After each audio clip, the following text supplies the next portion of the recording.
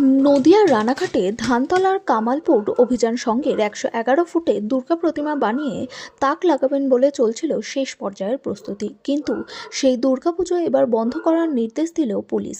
এই পুজো উদ্যোক্তারা জানিয়েছে তাদের দুর্গাপুজো যাতে হয় তার জন্য তারা হাইকোর্টে দ্বারস্থ হয়েছে। যেহেতু এই পুজোকে ঘিরে প্রায় স্থানীয় ৪০টি ক্লাব এবং ২০টি গ্রামের সমস্ত মানুষ এক হয়েছিল, এর আগেই রাজ্যের প্রশাসনিক প্রধান রানাঘাট কামালপুরের এই দুর্গা প্রতিমার পুজো ঘিরে বিস্ময় প্রকাশ করেছিল। একটি গ্রামের মধ্যে এত বড় দুর্গাপুজো যদি কোনো রকম অঘটন ঘটে, কিন্তু পুজো উদ্যোক্তারা সেভাবেই তৈরি করেছিল তাদের দুর্গা প্রতিমা। ১১১ ফুটের দুর্গা প্রতিমা দেখতে হলে প্রতিমা থেকে তফাৎ আরও ১২০ ফুট দূরত্ব হতে হবে, যাতে প্রতিমার ধারে কাছে কেউ প্রবেশ করতে না পারে। গোটা গ্রাম থেকে প্রায় ২০০-র বেশি ভলেন্টিয়ার নিয়োগ করা হবে বলে ভিড় সামলানোর জন্য সাথে থাকবে বাউন্সার এবং রাজ্য পুলিশ।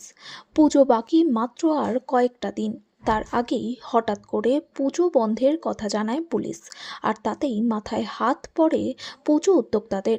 ইতিমধ্যেই হাইকোর্টে দ্বারস্থ হয়েছে পুজো উদ্যোক্তারা। পুজো উদ্যোক্তাদের তরফে জানানো হয়েছে, আমরা মুখ্যমন্ত্রীর কাছে অনুরোধ করছি যে এতদিন বড় প্যান্ডেল, বড় দুর্গা এবং আলোকসজ্জা স্বাভাবিকভাবে শহর কেন্দ্রিক হয়ে এসেছে। গ্রামের মানুষ শহরকে ভিড় বাড়ি আলোকিত করেছে।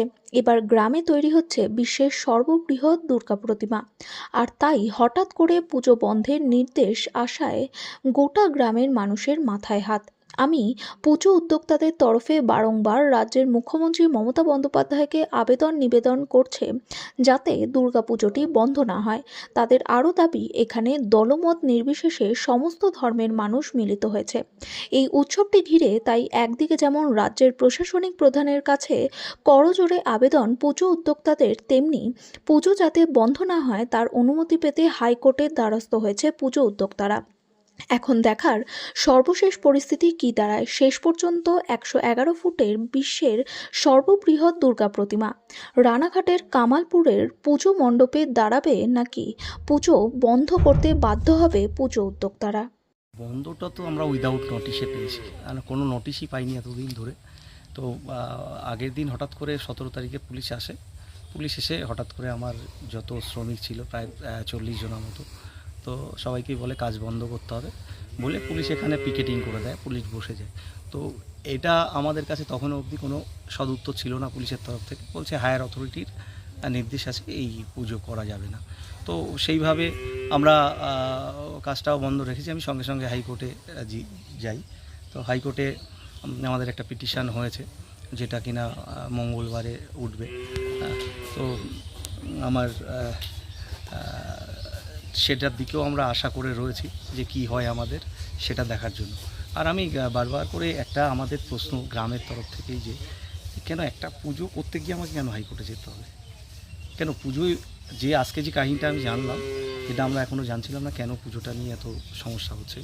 তো আজকে আমি বিভিন্ন পত্রিকায় দেখলাম, ওখানে বেরিয়েছে যে প্রশাসন এই ভয়েই দিচ্ছে না যে কিনা এখানে ভিড় অতিরিক্ত হয়ে গেলে একটা দৌড়াদৌড়ির চিন্তাভাবনা হবে, সেখানে একটা পদপিষ্টের জায়গায় আসতে পারে, এটাই ভয়।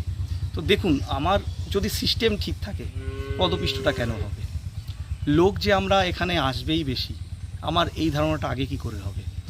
এবার ধরুন একটা গ্রামের মধ্যে আসবে, অনেকটা দূর পাড়ি দিয়ে আসবে তারা, তো আরামসে সবাই আসবে। এবার আমরা ধরুন সেফটি ফিচার্স তো একটা রেখেছিলাম, যেখানে হচ্ছে ধরুন আমার বিভিন্ন ক্লাব, শুধু আমার ক্লাব নয়, এখন এই পুজোটার সাথে আর ২০টা ক্লাব যুক্ত। তো সেই ২০টা ক্লাব থেকে প্রায় ৫০০ ভলেন্টিয়ার রাখার ব্যবস্থা ছিল। যে স্ট্রাকচার ছিল তার থেকে ১৫০ ফুট দূর থেকে সবাই দেখতো, স্ট্রাকচারের কাছে কেউ পৌঁছাতো না। স্ট্রাকচারে কোনো ইলেকট্রিক থাকতো না।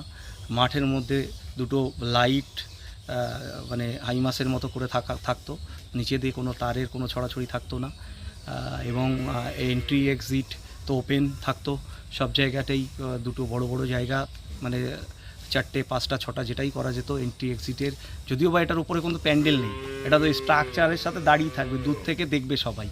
এটাকে পুরো ওপেন ফিল্ড, ৪০ বিঘা জায়গা, সেখানে তো কোনো অসুবিধা হওয়ার জায়গা ছিল না। হ্যাঁ, তো সেই হিসাবে এটা আমরা এখনও চাইছি যে অন্তত আমাদের দিদি এটার দিকে নজর দিয়ে অন্তত যাতে এটার একটা সুষ্ঠু, দেখুন সমস্যা তো আছেই, সমস্যার সমাধানও তো আছে। তো আমাকে কোর্ট কেন? কোর্টে আমি যদিও একটা ভয় থেকেই তো যেতে হবেই, কারণ আইনের ঊর্ধ্বে তো আমরা কেউ নেই। আইন যদি বলে এটা না তোমার এটা ঠিক হয়নি, তো আমরা অবশ্যই গ্রামবাসী যারা আছে এই পুজোটা করব। সেই ক্ষেত্রে আমরা আইনের দিকেও তাকিয়ে আছি। এছাড়াও আমি বারবার করে আমাদের